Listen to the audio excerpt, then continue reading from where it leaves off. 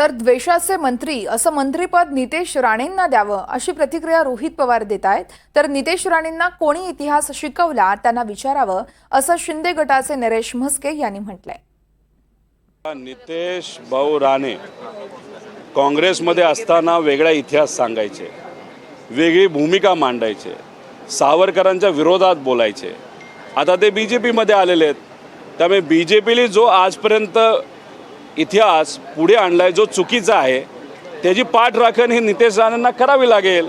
नाहीतर त्यांना चुकून कसं का होईना मंत्रिपद मिळाले, ते मंत्रिपद जाण्याचा धोका तिथं आहे। फक्त चुकीचा इतिहास लोकांसमोर आणण्याचा प्रयत्न, तो पण का? त्यांना इतिहासाचं काय पडलं नाही, फक्त नेत्याला मात्र त्यांना खुश करायचं, बाकी त्यांना काही पडलेलं नाही।